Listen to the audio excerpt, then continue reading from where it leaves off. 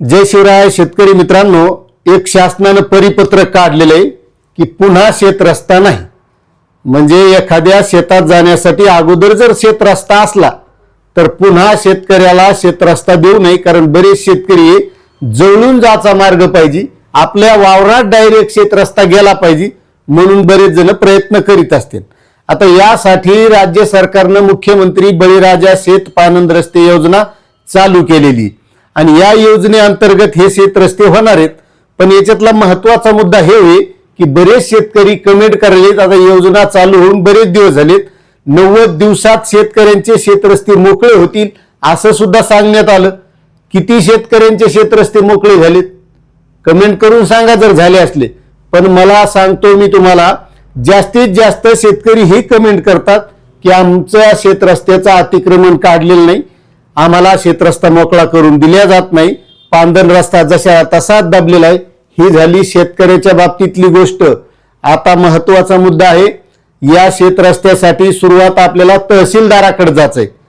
तहसीलदारच ते शेतरस्ता पाहायला येत नाहीत, तहसीलदारच तिथं मोजणीला येत नाहीत किंवा भूमी अभिलेख तिथं येत नाही. असे बऱ्याच शेतकऱ्याच्या अडचणी आहेत. मग शेतकरी कमेंट करून विचारत आहेत की नुसतं सरकार योजना आणतं मात्र त्या राबवल्या जात नाहीत.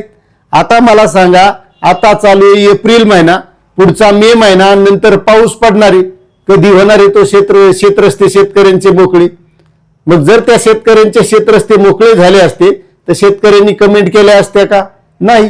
कारण बरेच शेतकरी हे सांगतात की आम्ही 10 वर्ष झालं, कोणी म्हणतं 5 वर्ष झालं, कोणी म्हणतं 4 वर्ष झालं तहसीलला चक्रा मारतो, निवेदन दिलेलं आहे. काही म्हणतात भूमी अभिलेख मध्ये गेलो तिथं आम्ही मोजणीचं निवेदन दिले पण आमची मोजणी होत नाही, तहसीलदार तिथं पाहायला येत नाहीत, तलाठी पाहायला येत नाहीत आणि रस्ता काय मोकळा करून दिलेला नाही. आणि आता शासनानं हे परिपत्रक काढे. आता याच्यात काय दिले, राज्यात शेत जमिनीपर्यंत पोहोचण्यासाठी शेत रस्त्यांची आवश्यकता लक्षात घेता. आता हे महत्वाचं याच्यासाठी शेतकरी मित्रांनो की तुम्हाला ह्या गोष्टी सुद्धा तिथं तहसीलदाराकडे गेले किंवा भूमी अभिलेख विभागात गेले तर तुम्हाला सांगता आल्या पाहिजे. महाराष्ट्र जमीन महसूल संहिता 1966च्या कलम 143 अंतर्गत रस्ते उपलब्ध करून देण्याची तरतूद आहे. हे त्याला सांगायचे. महाराष्ट्र जमीन महसूल त्याला माहित असते सगळं, पण सांगायचं कोण? आपल्याला बी माहिती आहे, हे त्याला कळायला पाहिजे. महाराष्ट्र जमीन महसूल संहिता 1966 मधील कलम 143 अंतर्गत रस्त्याचा हक्क देण्याचा मुख्य उद्देश म्हणजे संबंधित जमिनीला योग्य व वाजवी प्रवेश उपलब्ध करून देणे हा आहे. तथापि असे निदर्शनास आले, एखाद्या शेतकऱ्याला त्याच्या शेतामध्ये जाण्याकरिता रस्ता अस्तित्वात असतानाही नव्याने दुसरा रस्ता मागण्याचे प्रकार होत आहेत. हा असं होत असेल तर डबल द्यायला हरकत नाही. पण महत्वाचा मुद्दा हे आहे की ज्या शेतकऱ्याला शेतातच जाता येत नाही, तिथं अतिक्रमण केलेले पांदने ते शेतरस्ते अगोदर मोकळे करा. हे दुसरा देण्याचा तर भाग वेगळाच आहे, दुसरा नका देऊ. या अनुषंगाने जर शेतकऱ्याला त्याच्या शेतजमिनीमध्ये जाण्यासाठी रस्ता असेल, अशा परिस्थितीत नवीन किंवा पर्यायी रस्ता कोणत्याही परिस्थितीत मंजूर करण्यात येऊ नये. हे जुने जे दिलेले आहेत ना मुख्यमंत्री बळीराजा शेत पानंद रस्ते योजनेच्या माध्यमातून, तर ते अगोदर खुले करा.